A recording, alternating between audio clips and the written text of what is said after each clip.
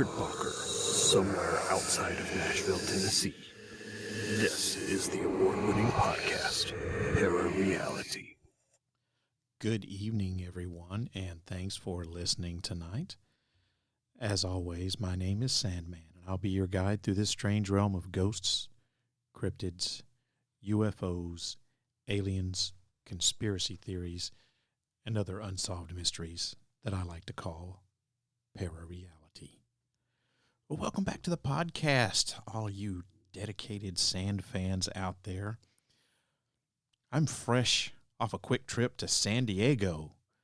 I took Mrs. Sandman out there to visit the Old Town area, and we did a few other things too. We did a couple of Triple D joints, that's diners, drive-ins, and dives. We always try to hit up some Triple D restaurants whenever we travel. We went ocean kayaking, had a romantic dinner or two, and my most favorite thing, though, was that we visited the Comic-Con Museum to see the Spider-Man exhibit.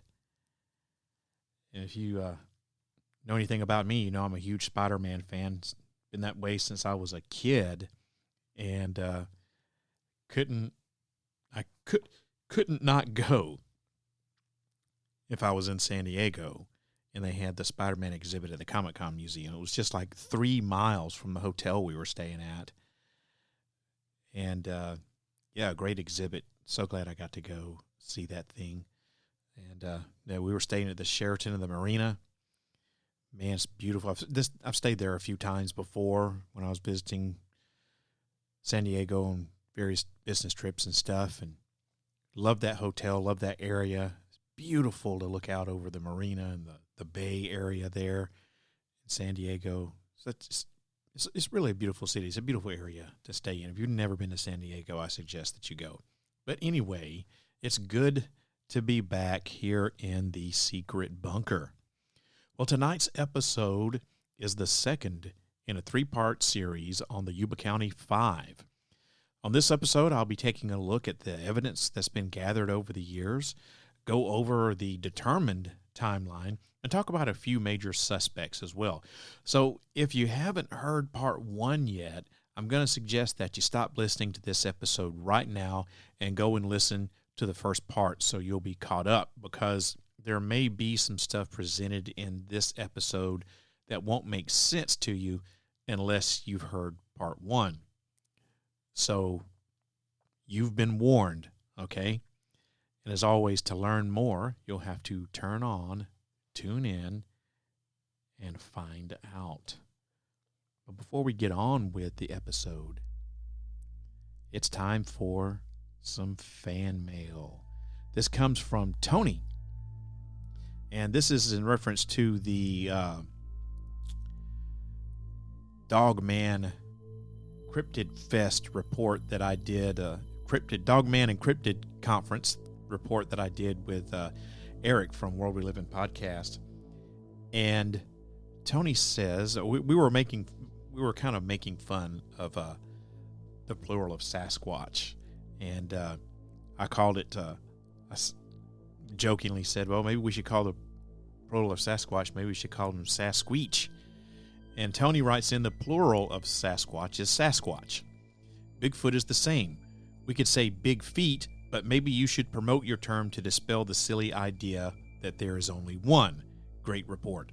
Well, thanks, Tony, for writing that in. I appreciate it. Thanks for listening, and I'm glad you appreciate the report. And, of course, he knows, I'm quite sure, that I was only joking when I said Sasqueech. It was all said in jest. But yeah, maybe we could, I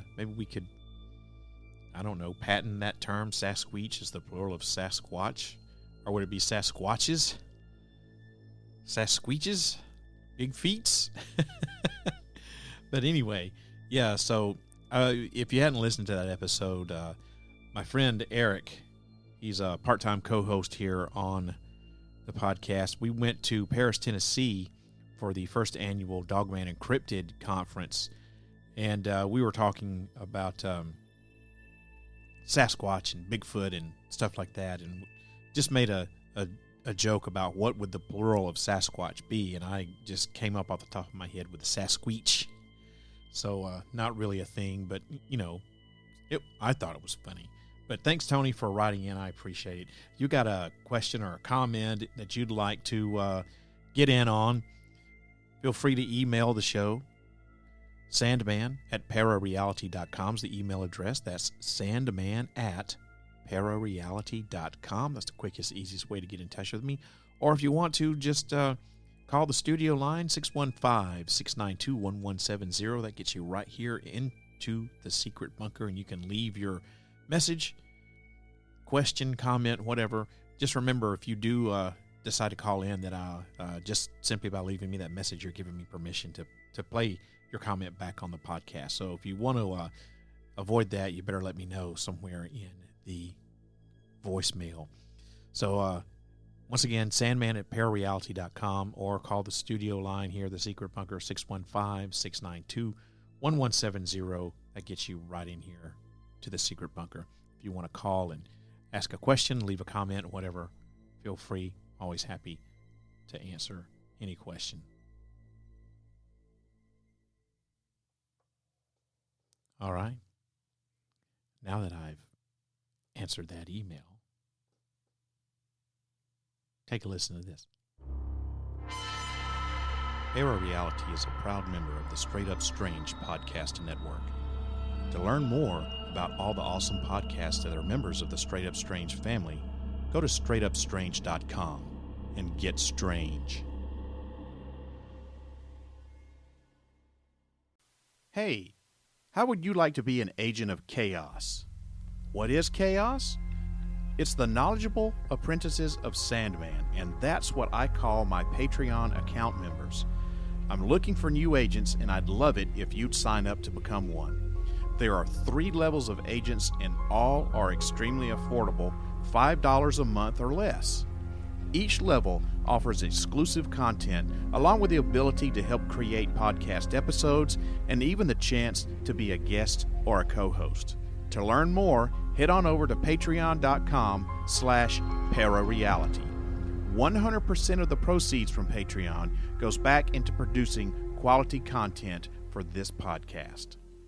You are listening to the ParaReality Podcast, your information source for conspiracy theories, UFOs, the paranormal, and all things unexplained. New episodes drop the first Friday of every month at 8 o'clock p.m. Central U.S. time.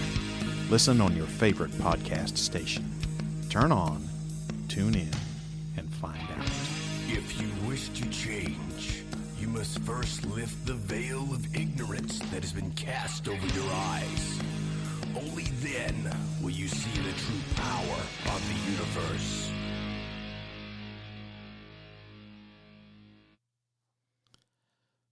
So, last episode was the first part of my 3-part series about the mysterious disappearance of 5 young men from Yuba City, California, back on February the 24th of 1978.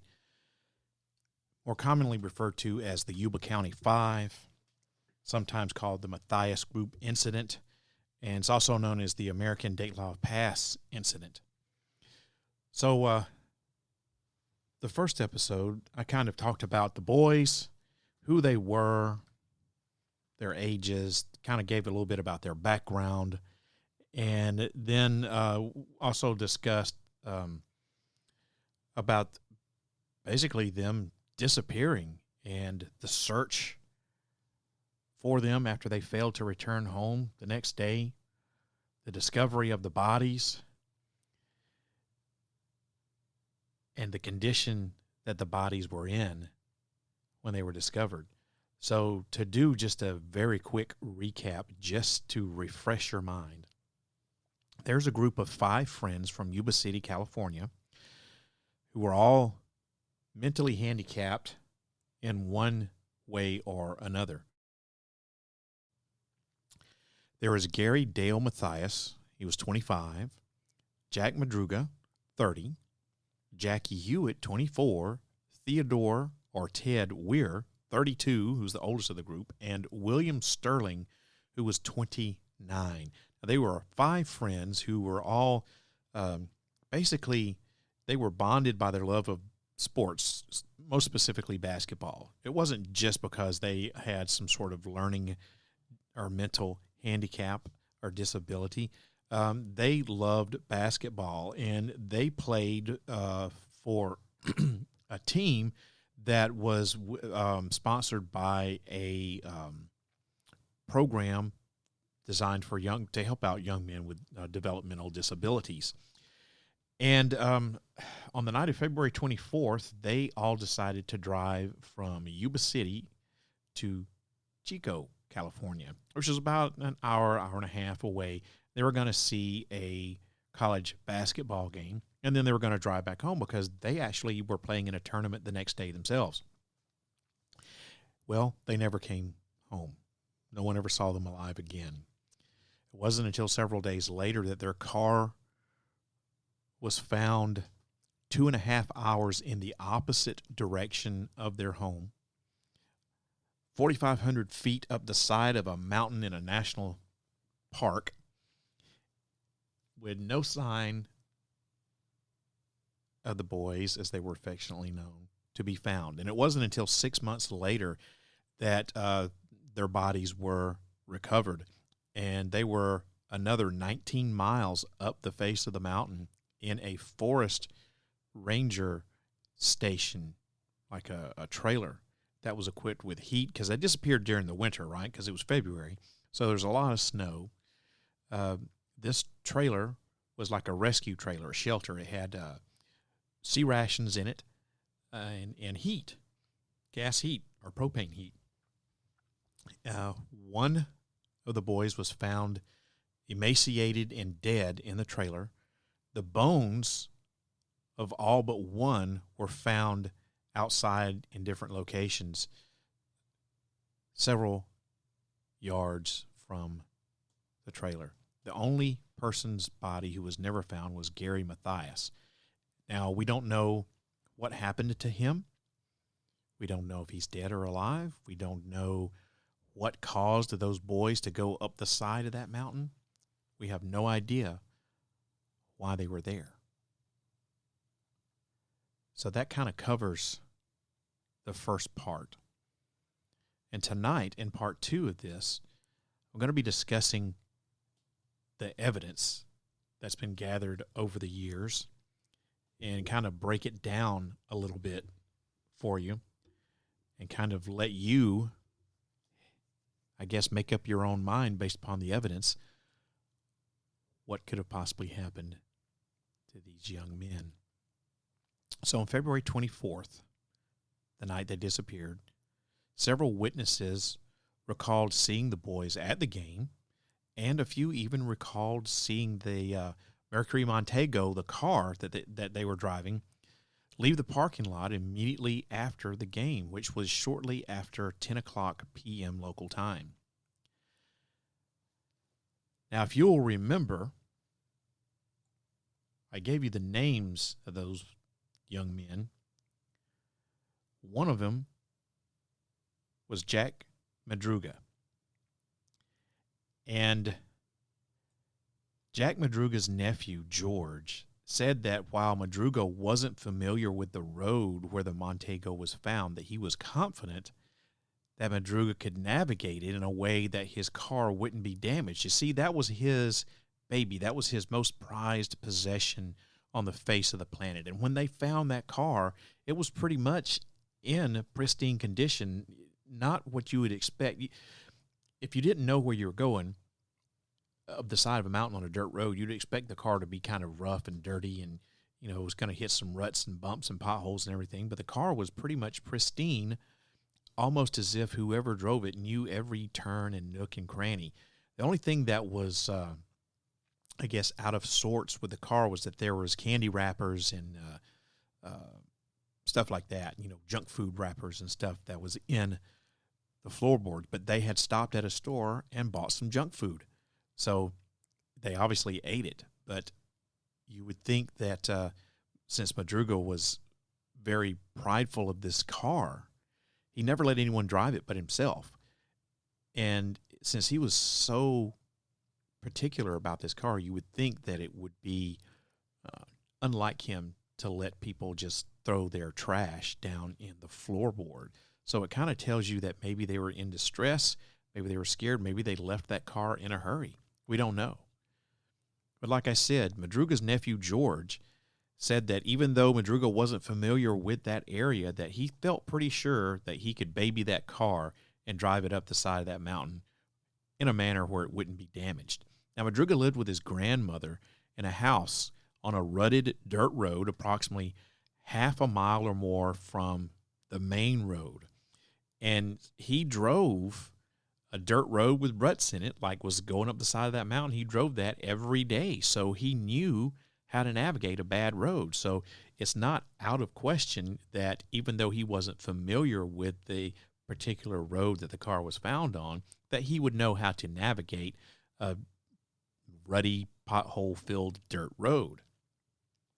Now, back at home at 5 a.m., Weir's mother was jolted awake, and she went to check to see if Weir had made it home. Now, remember, Weir was, how old was Weir? I got to look and see. He was the oldest one. He was 32. His name was Ted Weir, and his mother was jolted awake at 5 a.m. the next morning, and she went to check to see if he had made it home, only to find his bed empty. That's when she began to panic, and she called Bill Sterling, one of the other boys. She called his mother, who had been awake since 2 in the morning, waiting for these people to come back. And she actually confirmed that Sterling hadn't made it home either. So Sterling's mother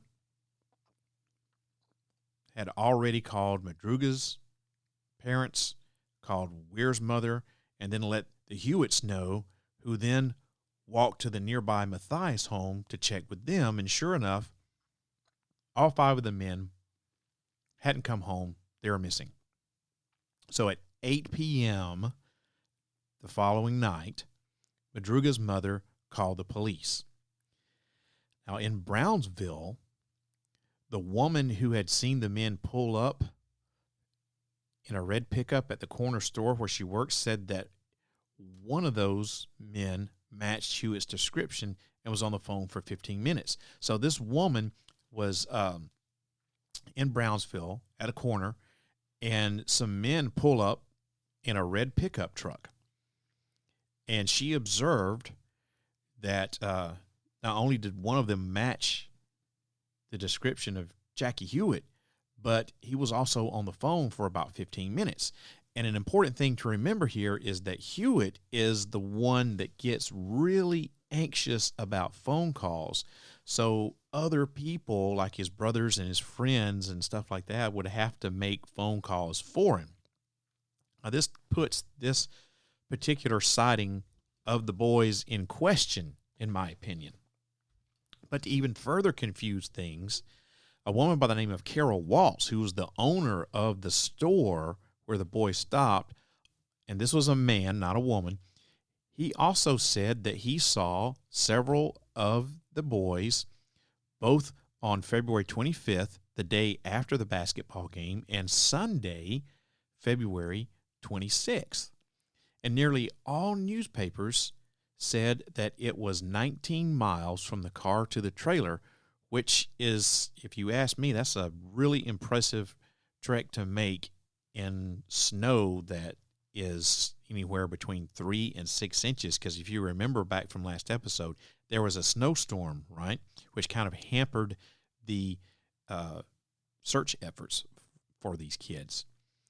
So it's really, really difficult, I would think, to be walking in, number one, unfamiliar territory, number two, at night, probably with no flashlight, in 3 to 6 inches of snow.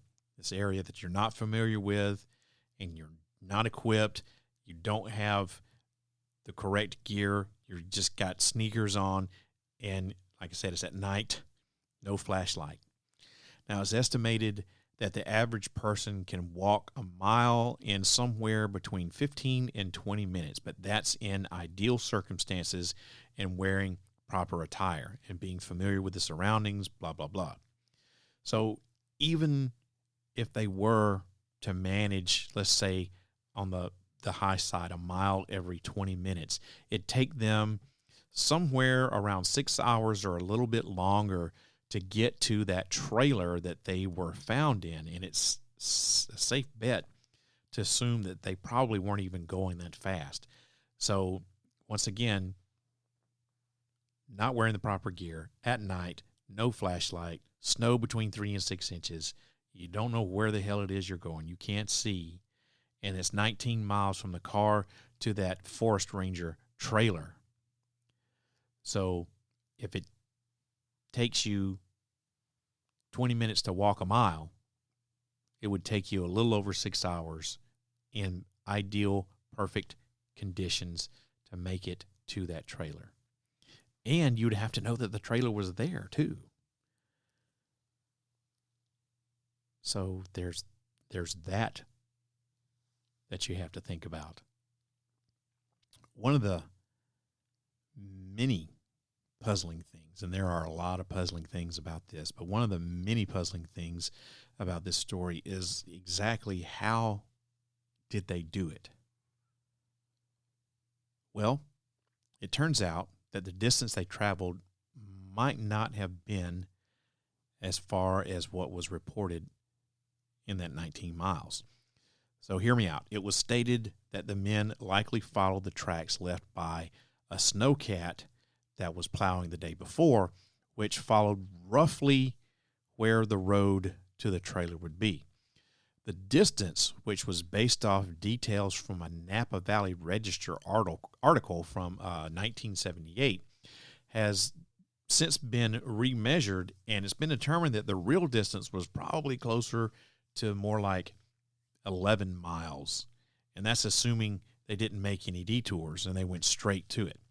While that's still an impressive distance to hike in the snow at night in unfamiliar territory, it makes it a little bit more achievable than 19 miles because you're shaving 8 miles off of that, right? So no one is sure where the original distance of this 19 miles came from. Like many things, it's possible that one newspaper reported it wrong and all the other reports just copied that detail. Don't know. But it's looking like it was a shorter trek. But still, you're talking about at night, unfamiliar territory, not wearing the right gear. It's dark. The snow's deep, anywhere between 3 and 6. I think I was saying 3 and 6 inches. It's 3 and 6 feet. I can't remember if I said feet or inches, but it was between 3 and 6 feet. If I said inches, then that's on me. But yeah, so let's just say it was 3 feet. Okay. So that's a lot of snow.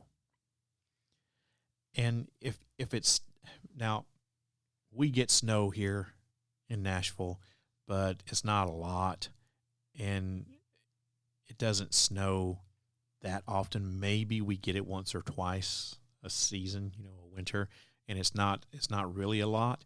But when we have had some significant snow, it's not 3 feet, and it's always light and fluffy.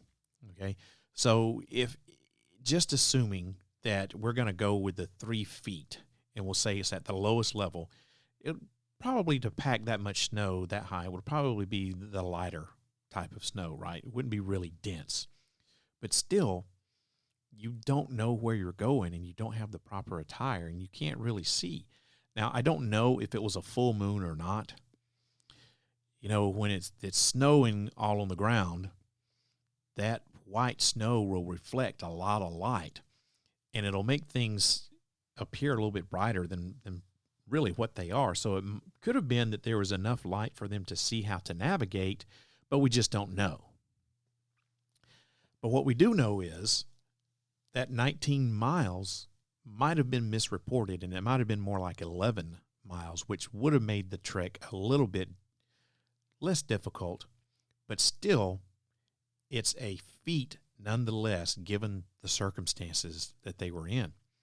And remember, once they got to this ranger shack, this ranger trailer, which was apparently, the way that it's described, was apparently set up for just like this emergency type situation. Lost hiker, someone's injured, something like that, because it had all these rations in it. It had heat in it. So, you can assume that this was like an emergency use trailer only. So speaking of those C rations, now, if you're a military person, you know that the C rations were the precursors to what the MREs are today, and that's meals ready to eat. So the C rations were what they gave to the military when they were deployed out, and that's what they would eat. So here's a little more detail about those C rations.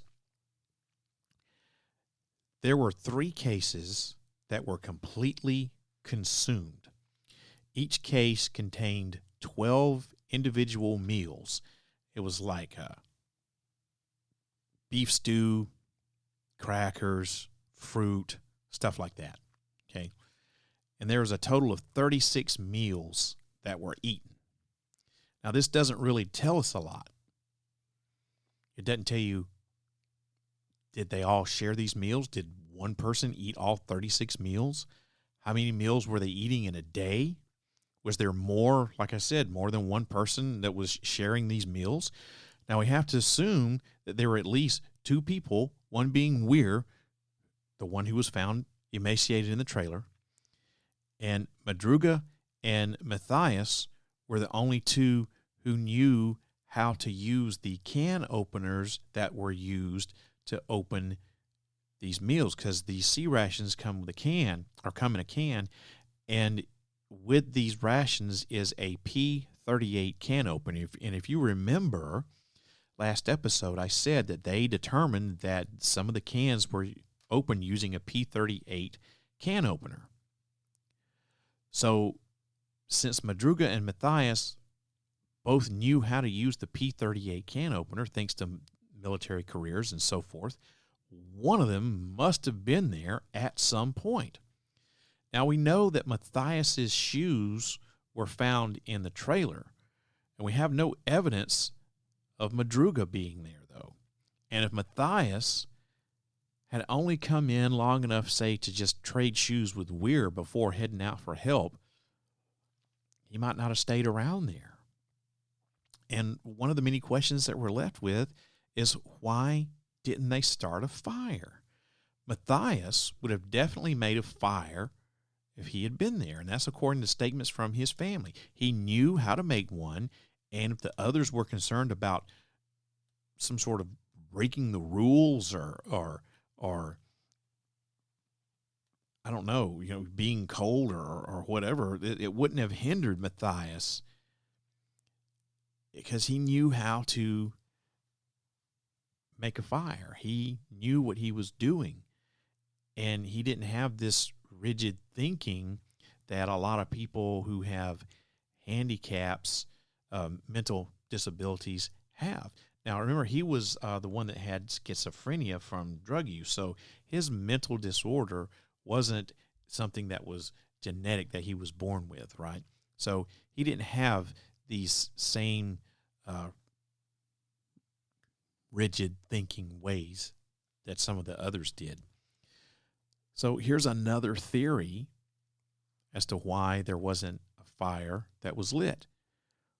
What if it was because they were scared that someone would see the smoke? What if they were chased up that mountain? What if they were forced to go there and then something happened and they were able to escape out of that car and run off, somehow miraculously all sticking together, and found that trailer, but they were scared that if they lit a fire, that someone would see smoke? Now, Ted Weir, he was 5'11", 200 pounds at the time he went missing. But when he was found, he had lost somewhere around 80 to 100 pounds or so. And it's been determined by a Plumas County pathologist that based on the growth of the beard on his face, that Ted had lived in the trailer from 8 to 13 weeks before he died. And one of the possible reasons the other food stores hadn't been accessed was if the other men had gone to find help and left Weir behind. And in his sick and weakened state, he wouldn't have been able to do much for himself.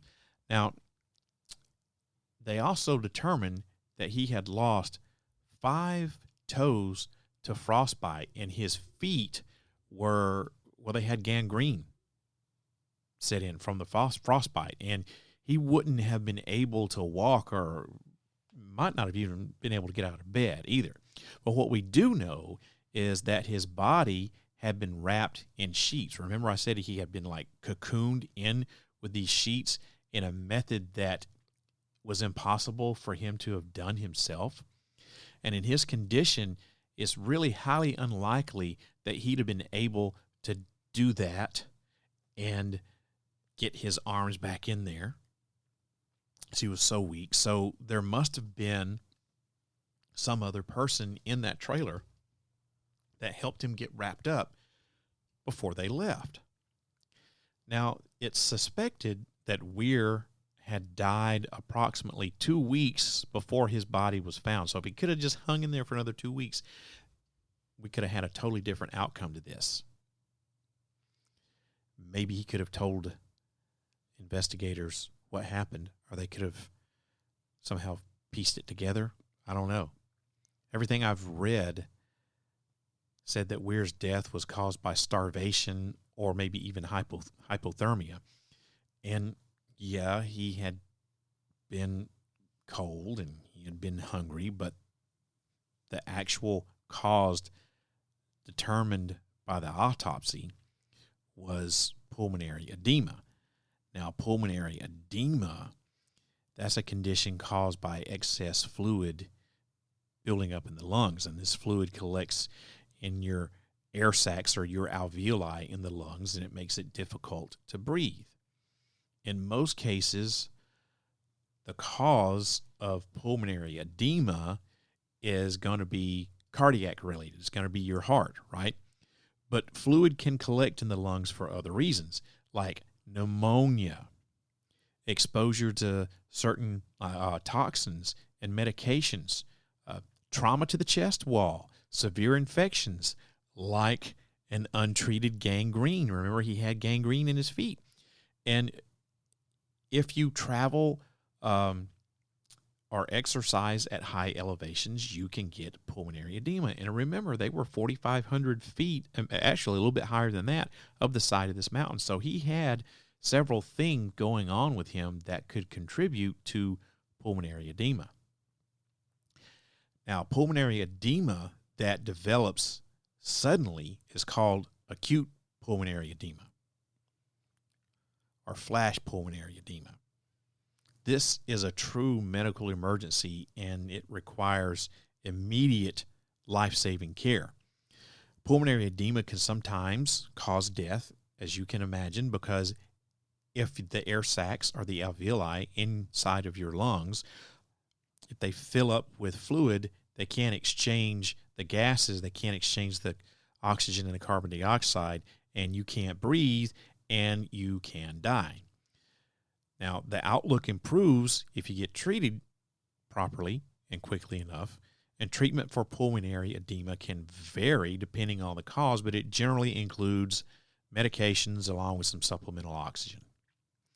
Now, there was absolutely nothing any of the other boys could have done for Ted Weir other than to get him help, get him to a hospital, or get a doctor up there or something. Now, it's possible that his condition is what drove the rest of the boys out into the wilderness in an attempt to get him help. It just makes logical sense. Their friend is sick. They don't know what to do. They just know that he's sick. Some of his toes have fallen off. He's weak. You look at his feet. They're nasty. They're infected. They got gangrene. And if you've never seen gangrene or frostbite, it's nasty. I've seen both of it, and it smells horrible. So you don't have to be a super genius to figure out that someone like that is sick and they're going to die. Doesn't matter what your level of intelligence is, you know that this guy's in trouble, right? So it's very possible and plausible that they decided, hey, our friend's about to kick it on down the road here. We need to get out and try to find him some help. We need to get him some help. Now, you fast forward to June 6th. A local man, with the help of his tracking dogs, find Madruga's remains. And Sterling was found shortly after that. But Matthias, like I said, has never been found. And this, of course, has led to speculation that he was the person behind the disappearances, that he had something to do with all of this.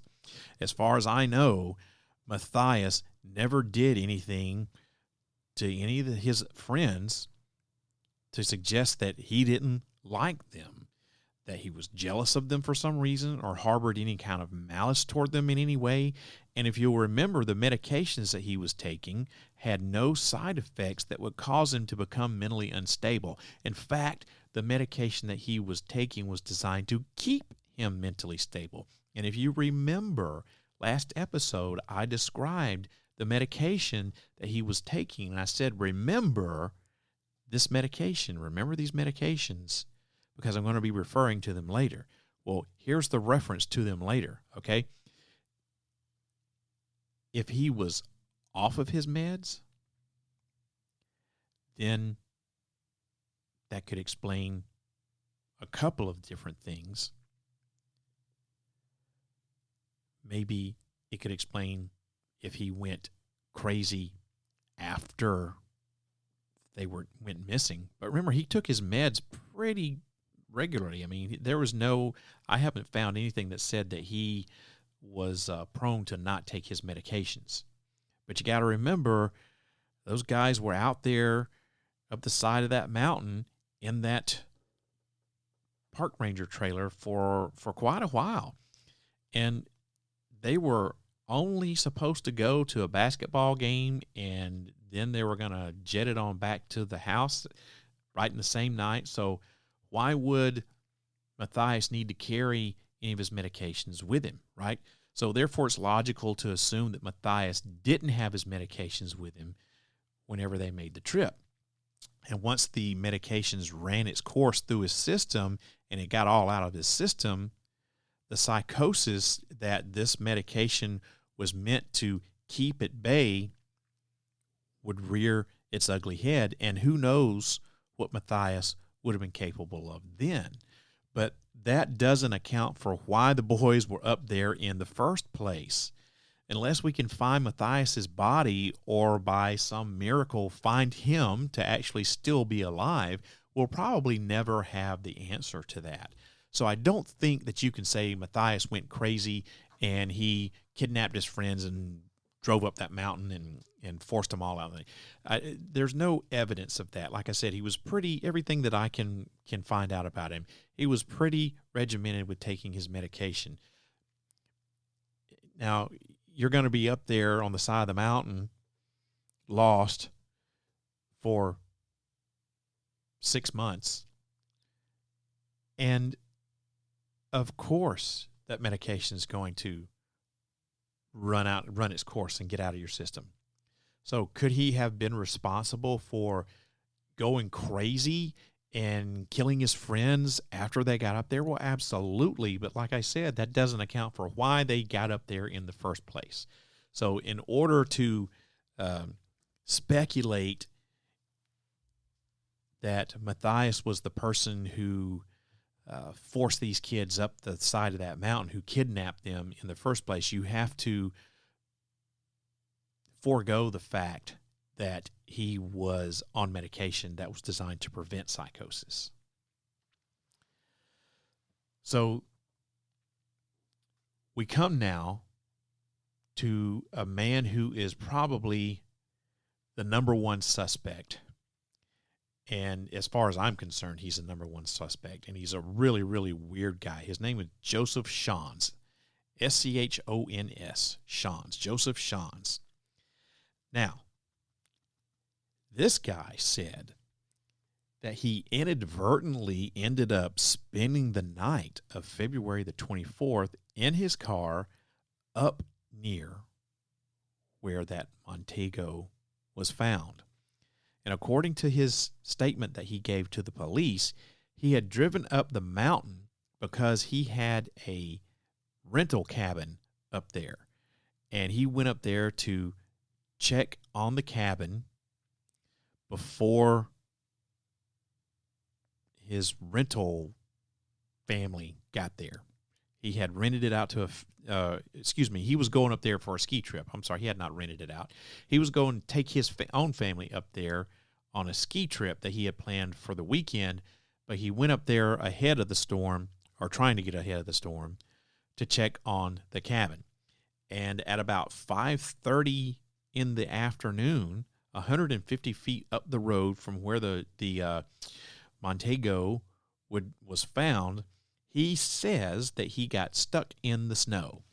And in the process of trying to get himself free, he realized that he was beginning to experience the symptoms of a heart attack.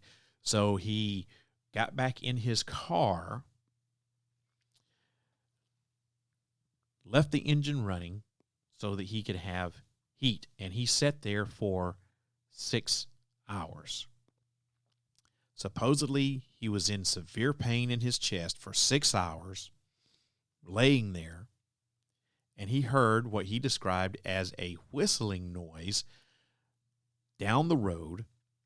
So, still in pain, still having this quote-unquote heart attack, he gets out of his car, and what he saw looked like a group of men and a woman with a baby walking in the glare of another vehicle's headlights. And he thought he heard them talking, but he wasn't sure. And then he said he yelled for help, but the headlights cut out and the talking stopped. So Sean's got back into his car and he laid down again. And this all seems very suspect to me. If you're having a heart attack, you're not going to feel like getting up and walking around outside. And I highly, highly doubt that you're going to be able to, unless it's a very mild heart attack. People have heart attacks all the time, first of all, and don't even know that they've had them. But if you're experiencing this severe chest pain means that there's damage or injury occurring to your cardiac muscle, okay? So you can have an injury to your muscle, or you can have damage. Now you say, what's the difference? Well, an injury doesn't necessarily equate to muscle death, but damage equates to cardiac muscle death. Now, if you're having enough damage done to your heart where you're in severe chest pain and you have shortness of breath, you're probably not going to lie there for 6 hours in a cold car. You're probably going to die. Now, there is another thing called angina. I'm not going to get into that, but it mimics a heart attack. It could be that he had angina. But regardless, I find his story suspect. Oh, I'm stuck in the snow. Oh, I'm having chest pain. Let me lie down in the car for 6 hours. Oh, look, there's someone out there. Let me call for help. Let me get out and run around and call for help.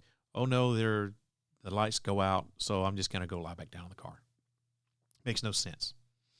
Now, he continued on with this story and said that he laid in his car until it ran out of gas. And then, while it was still dark, while he's supposedly having this heart attack in severe pain, he walked through the snow 8 miles back down the road to the lodge. It was called Mountain House, and he had stopped there to get a drink before he headed up the road. So we're now talking about double-digit hours that this guy lay in this car, supposedly in severe pain, having a heart attack, and then walked 8 miles in the snow back down the mountain. That just doesn't make sense. You're not going to do that if you're having a heart attack. You would literally kill yourself if you were doing that. Just the exertion alone, you would die. So he was driving a Volkswagen, And just below his Volkswagen, that's probably why it got stuck, right? Just below his car, in the place where he had heard the voices, he passed the Mercury Montego sitting empty in the middle of the road. Now, supposedly, doctors later confirmed that Sean had indeed suffered a mild heart attack. But first off, let me say that this dude is sketchy as hell. Even though his reports seem to be considered quite reliable, and if you look up or read anything about the Yuba County 5 disappearance, his report is widely cited. There may be more to this story than what he originally said. Now, there are several different versions of Sean's account, and it's hard to say if this was due to reporting errors or that Sean himself kept changing his story or even a combination of both. Regardless, a closer look at Sean's gives us a better idea of his character and raises some questions. One of the discrepancies is how he got home the next morning. In one account, he said he got a ride at the lodge to go back home, where his wife would take him to the hospital. But in another account, he was taken directly to the hospital from the lodge. And interestingly enough, in another account, he claims that he saw a pickup truck behind that Mercury Montego. And when he was asked about it later, he said he, quote, didn't remember why he said that. So let's circle back to this alleged heart attack. Like I said, this is something that I've got major problems with. Now, as most of you know, I'm a medical professional, and I know a thing or two about heart attacks. And one thing that I can tell you is this. Doctors can look at an EKG tracing of your heart and tell you if you've had a heart attack in the past, but it's damn near impossible to tell exactly when that heart attack occurred. So they can look at your EKG and say you're either having a heart attack right now, it's actively going on, or this looks like you have had at some point in the past that you've had a heart attack. Excuse me. But it's impossible to tell exactly when that heart attack occurred. So think of your heart like the battery of the body, right? So when you are watching TV or when you're in the hospital and you're hooked up to the EKG monitor and you're looking at the monitor, you see little blip tracings that go across. There's one pattern that what it does is it measures the electrical activity of the heart, okay?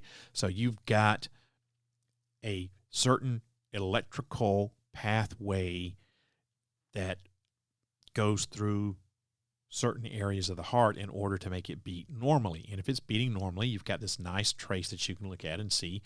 And if it's abnormal, there's a whole bunch of other stuff that's going on that in that tracing that tells that it's abnormal.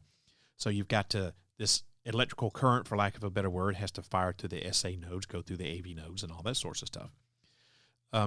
So without getting too deep into it, once you've had a heart attack, your EKG tracing is forever changed, okay?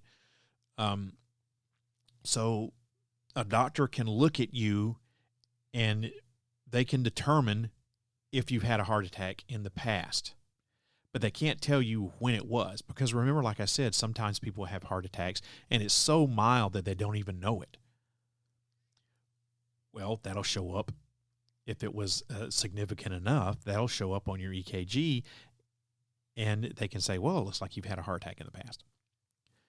But they can't tell when that thing occurred. And if you've had a heart attack, you're probably not going to be able to walk 8 miles in 3 to 6 feet of snow down the side of a mountain to a lodge. A part of your heart muscle will be dead. And this is going to reduce the amount of blood flow and oxygen to your heart and your brain, making that feat a little bit unrealistic. A lot unrealistic. Damn near impossible. Not to mention that you'll probably be so weak due to the heart attack you just had that you wouldn't even be able to walk a few yards, yet alone 8 miles. Now, remember I said that Sean's was experiencing this heart attack, quote unquote, I'm using my air quotes, and that it could have been angina. So it's a known fact that Sean's had heart problems. And yes, he did have a condition called angina. And angina is a type of chest pain caused by reduced blood flow to the heart. Angina is a symptom of coronary artery disease. And the signs and symptoms of angina are pretty much exactly the same as a heart attack, but it isn't a heart attack. Now, my opinion is that Sean's was experiencing an angina attack and not indeed a heart attack at all, if he even had one to begin with. So let's talk about his car next. Sean's drove a VW Beetle. Remember I said that's probably why I got stuck. Those things are not known to be the most powerful vehicles ever made, and they didn't make them in four-wheel drive. And one of his claims was that when his heart attack started, he laid down inside the car with the heater on to stay warm until the car ran out of gas. But listen to this. It turns out that the VW Beetle doesn't produce any heat when the RPMs aren't high enough. So the volume of hot air that's blown into the car is dependent on the fan and the fan shroud, which is dependent itself, in turn, on the RPMs of the engine. So in other words, at an idle, the interior of the car would probably have been really, really cold unless Sean sat there with his foot on the gas pedal all night long, thereby raising up the RPMs of the car, making the heat produce faster and the fan turn faster, and hot air blow into the cab of the car. And also, have you ever seen the inside of a VW Bug? It's super small, man. I've been in several of them. There's absolutely no way to lie down inside of a tiny car like that unless you lay the back of the seat as far back as you can. Now, even by doing that, it's not something that's very comfortable, and I think it'd be very hard to do for the 6+ the double-digit hours that Sean's claimed that he did so. And another thing that's questionable about this guy Sean's is the supposed cabin that he was checking in on. Now, property records for the time show that he owned property in the area in 1969, but that property was an hour south of the location in question. Now, if that's true, why did Sean's lie about being up there to check on a vacation cabin? What was he trying to hide? Well, it turns out that Sean's was a notorious alcoholic who was known to also be a pathological liar. He was also involved in the sale of illegal drugs, so he was definitely a shady character. Now, did he simply make up the story about being in the area to get his version of his 15 minutes of fame? Did he fabricate the story because he was a pathological liar and couldn't help himself? Was he using the story to cover up for some sort of illegal drug activity that he was involved in? Did he have anything to do with the disappearance of the boys? Well, get this. Sean's had an 18-year-old daughter who had a mental disability. She had dysphagia, and dysphagia is a language disorder. It affects how you speak and understand language. People with dysphagia might have trouble putting the right words together in a sentence, trouble understanding what others say, trouble reading, and trouble writing.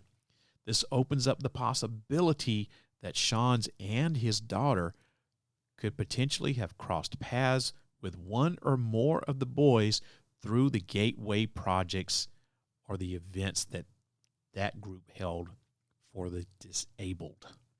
Now, remember, the gateway projects was that group that helped mentally handicapped individuals, and the boys were on the basketball team for the Gateway Project. As a matter of fact, they called themselves the Gateway Gators.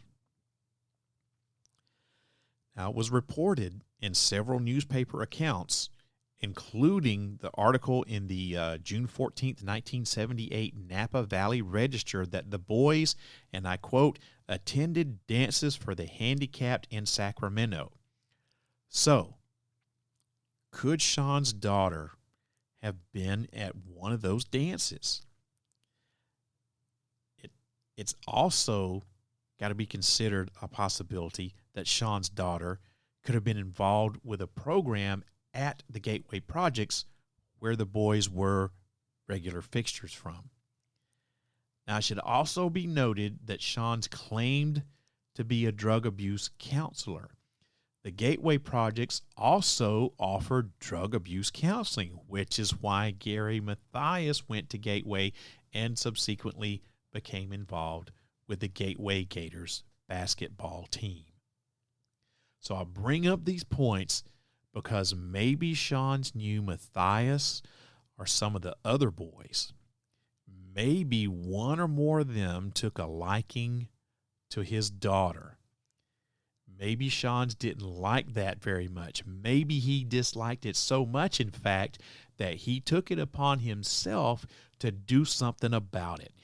Maybe he was at that basketball game and decided to take advantage of an opportunity that presented itself to him right there on a silver platter. Well, that's a lot of maybes. But that's all we have with this case. There's a lot of questions, a lot of maybes. And we don't have very many answers to anything at all. As a matter of fact, every time you find out the answer to one question or think you found out the answer to one question, it brings up two or three more. So that about does it for this Part 2 episode of the Yuba County 5. Stay tuned next week, next Friday at 8 o'clock, whenever I come back. We're going to be talking about the theories as to what actually happened with these boys. Whew. That was a lot of stuff to go through, wasn't it? Man. And that Sean's character, I tell you, he is shady, shady, shady. He is sketch as hell. And as far as I'm concerned, he is my number one suspect. But is he your number one suspect? Well, listen to this episode again. Listen to the first part again. Start putting all the clues together. Form your own opinion. And then come back next Friday and let's see if your opinions match up with mine. So that about does it for the night. Thanks for listening.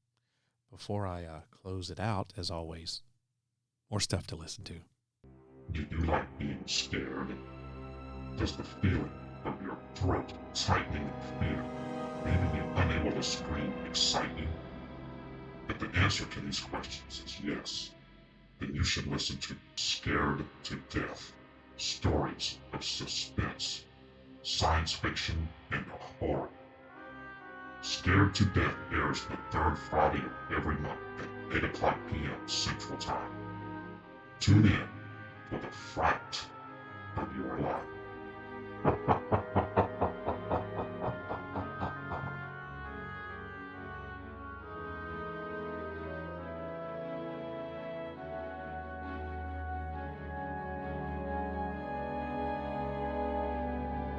It's alive! Oh, it's alive! It's alive! It's alive! It's alive!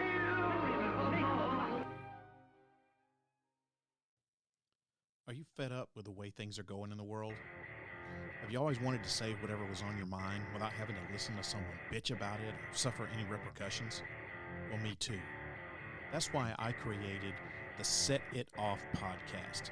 I'm sick and tired of the stupidity that's going on around here, and I'm going to let everybody know how I feel about it. So hop on board this train and fasten your seatbelt because I'm about to set it off. Set It Off can be heard on your favorite podcast station. New episodes drop on the fourth Friday of every month at 8 o'clock p.m. Central Time. You never know what I'm going to say next. I hope that you enjoyed tonight's episode of ParaReality. If you want to leave a comment about it or anything else about the podcast, let me tell you how you can get in touch with me, because there are a few different ways you can do it, and here they are. The best way, the fastest way, the easiest way is to simply email me, sandman@parareality.com. That's sandman@parareality.com. Or you can visit the official ParaReality Facebook page. That's facebook.com/sandman.parareality if you want to go straight to it. Or if you just happen to log into Facebook, just look up ParaReality Podcast on Facebook. You can post a message on my wall. You can send me a DM. You can slide right into my DM. Now, I haven't created a group because I've got a Facebook page. I don't know. I've been toying around with creating a group, but I don't know. Let me know. I tell you what, you guys let me know what you think about it. Should I create a ParaReality group in addition to the page? So let me know. Slide into my DMs there on Facebook. Also, if you've got Twitter or Instagram, you can follow me on both of those. My username is @ParaRealRadio. That's @ParaRealRadio, all one word. And finally, you can always call the podcast. Call me here in the secret bunker at 615-692-1170. Leave me a message on the studio line. But I want you to remember this. If you do decide to call and leave me a message, you are giving me permission to play your comment back on the podcast. So if you don't want that to happen, you'll need to let me know somewhere in your message. Now, I'm always looking for interesting stories for the podcast. So if you have a story that you'd like to get on the show, tell it to me over the voicemail. That's 615-692-1170. There's a 3-minute time limit on the voicemail, so if you run out of time, call back and pick up where you left off. So those are all the ways you can get in touch with me. Sandman@parareality.com. ParaReality Facebook page. Let me know if you want me to start a ParaReality group on Facebook, and in addition to the page. You can slide into my DMs on Twitter and Instagram @ParaRealRadio. Or call the studio line, 615-692-1170, right here in the secret bunker. Also, all my sand fans out there, don't forget to visit my website, ParaReality.com. That's a place where you can keep up on all the latest paranormal news from all around the world. I've got an entire page of the website dedicated strictly to paranormal and UFO encrypted news and all other kind of weird stuff. And it's updated almost daily. It's on the Para News section of the website. You can also shop in the ParaReality store, watch some terrible videos that I've made for the show over the years, and listen to the podcast archives. I got tons of audio on the website from the various incarnations of ParaReality over the years, along with my other podcasts, Set It Off and Scared to Death, which I just advertised here. You can find all of that content absolutely for free in the archive section on the website. That's ParaReality.com. Make sure you check it out. Speaking of the podcast, ParaReality can be heard on your favorite podcast station. Just search for ParaReality. If you've got a smart speaker, you can listen there too. And if you have any of the already mentioned podcast skills on your device, just say, play the ParaReality podcast. I've also got a YouTube account, and you can listen to the podcast there too. Believe it or not, people actually listen to the audio that I upload to YouTube. I know YouTube's a video channel, but I upload all the audio of my podcast episodes up to my YouTube channel, and people actually listen there too. As a matter of fact, I just got a comment last week from YouTube, so you can listen there too. Just go to look for ParaReality 1. That's ParaReality 1 on YouTube. Or to just go directly to it, you can go to youtube.com/user/ParaReality1. So I got all kind of documentaries, UFO and paranormal documentaries, some new stuff, those terrible show videos that I did on my short-lived web TV show that was absolutely horrible, but it's there for your viewing pleasure. Feel free to make fun of it. So those are all the ways you can get in contact with me, all the ways that you can listen to and watch your favorite podcast, ParaReality. So that's it. The next episode of ParaReality is going to air next Friday, 8 o'clock p.m. Central U.S. time. So make sure you tune in and find out. It'll be the third and final chapter in my 3-part series on the Yuba County 5. That's next Friday at 8 o'clock p.m. Central U.S. time. Tune in, and find out. I hope that this podcast opens up your mind to new ways of thinking, expands your consciousness, and produces a change in the way you see the world. If you wish to change, you must lift the veil of ignorance that has been cast over your eyes. Only then will you see the true power of the universe. I hope that you enjoyed this podcast. I hope that you have a wonderful evening. I hope you have a great weekend, and I will see you again next week. If you wish to change, you must first lift the veil of ignorance that has been cast over your eyes. Only then will you see the true power of the universe.